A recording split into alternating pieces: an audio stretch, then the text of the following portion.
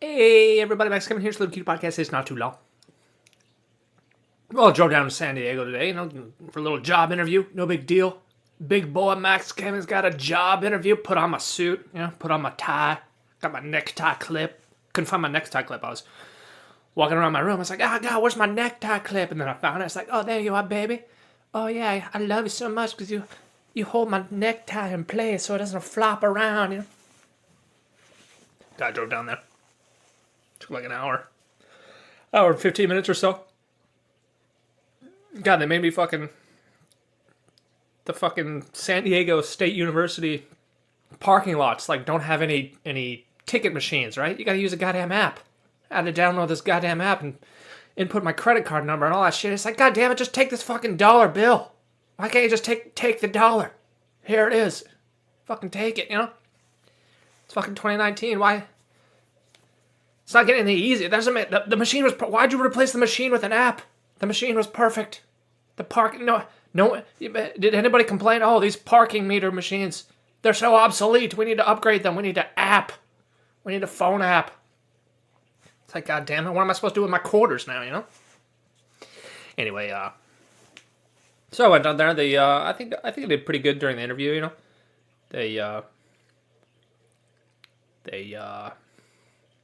I guess one question I messed up, they asked me, what's your teaching philosophy?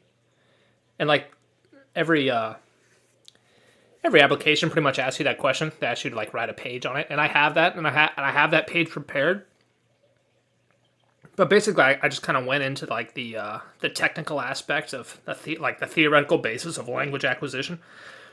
And I didn't really talk about my teaching philosophy, Which I do have, and I've written a couple pages on, which is basically my role as a teacher and my teaching philosophy of the role of teachers is that they should act as a mentor, a role model, and a motivator, and then I go into details about those three things, but so it's just fucking bullshit, man. And then I did my cute little sample lesson. It was all right, I was a little nervous, but, yeah, it was okay. It was not bad, and then, I drove home. Now I'm here, and then, I get home and I get this email. Oh, Kevin, thanks, we need a reference. We need to check your references. Can you give us a reference? And I'm thinking, well, there's three on my resume. But then, the online application, I wrote, this other dude, who was technically my manager. All right, here we go. I'm going to explain everything to you guys. How the English teacher system works in Japan. So it's basically, there's a dispatch company, It's I get hired by this company, so I don't directly work for the Japanese government. And I go to the school and teach. And the reason why they do this is because the laws for teaching and working for the government are much different, So as a dispatch, they can pay me a lot less, They pay us I guess if you get the benefits or whatever, we get paid half as much as normal teachers, and we don't undergo, there's no training, we don't have to get a teacher credential or whatever. We're just fucking native speakers, right? But because of all the laws in Japan, that's basically how it has to work. So my company's a dispatch company, right? They hire me and they send me to the school, and basically they'll hire anyone. All you need is a university degree. You don't need any teaching experience. You just need to be a native speaker. They'll hire you, and they send you to school.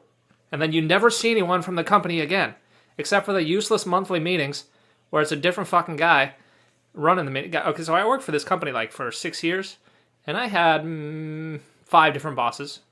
It was basically a different guy every 6 months. The last guy, he was there for 3 years, but before him, it was a different guy every 6 months. And then he actually left the company when I left too. But anyway, enough about that.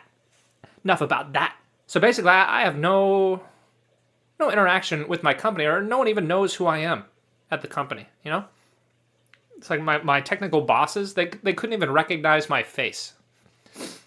And, so anyway, she writes me back, and she's like, no, those references don't do, we need a supervisor.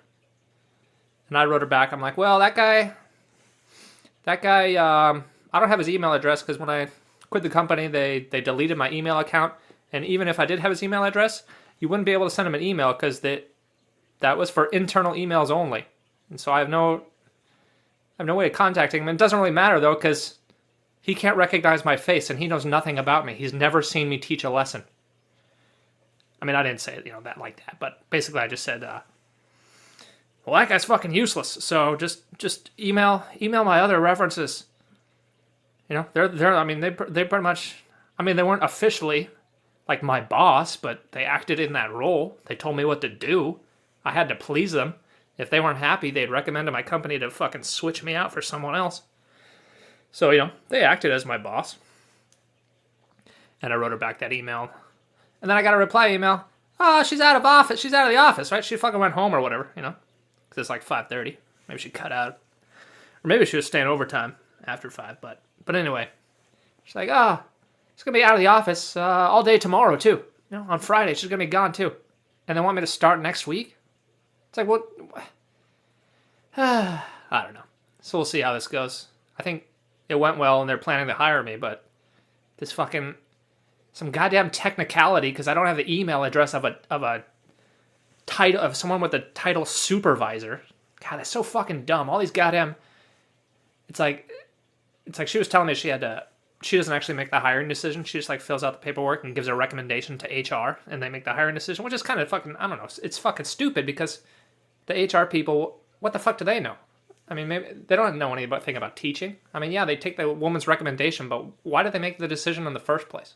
Why doesn't the fucking person making the recommendation just make the decision, Anyway. So yeah, she's like, yeah, I need a supervisor email to give to this HR thing, So it might just be some goddamn technicality, just like the other fucking university wouldn't accept my application because I didn't click some goddamn box. It's like, God, fuck, why can't you just be a goddamn human and stop being a goddamn robot and just be like, oh, this box isn't clicked. Oh, this person doesn't have the title of your supervisor, so even though they worked with you for 5 years and they could answer all of our questions about your teaching ability, and the guy whose email address we want, they can't answer any of the questions that we want to ask him. So, just God, I just wish fucking people would just use some goddamn common sense sometimes, Anyway, all this anger might be misplaced. I might still get the job, So who knows? But if I don't get the job, holy shit, man! If I don't get the job because of a goddamn email address, oh my god, I'm gonna kill someone. Well, not literally. I mean, She said that during the interview, we're talking about cultural differences, and she's like, yeah, one student was saying, I'll kill you to the other student, and we had to tell him that's not appropriate in America, and he said, what, really? We say that all the time in my country, And she was telling me that, and I was just thinking, what country are you from, bro? I don't know what culture it's okay to say, I'll kill you. I mean, yeah, we could say it in English as a joke or whatever, but I'm not really aware of any culture where they just, oh, hey, man, what's going on? How you doing? Hey, yeah, you want to go to the baseball game tomorrow? Yeah, I'll bring Jim. Yeah, hey, yeah, bring your friend. Yeah, all right, see you later. Yeah, I'll kill you. All right, see you later, man. No, that never happens, It's like, oh, hey, man, you want to come to my wedding? Here's the invitation. I'll fucking kill you, bro. Bring a present, too. Oh, hey, you want to come over to my house for dinner? We're going to have a ribeye steak, and I'm going to use the knife to fucking stab you in the heart. Because that's our goddamn culture. I don't know, maybe the guy was from Pakistan or something. Anyway, that's a few minutes. Thanks for listening. Maybe I'll see you tomorrow.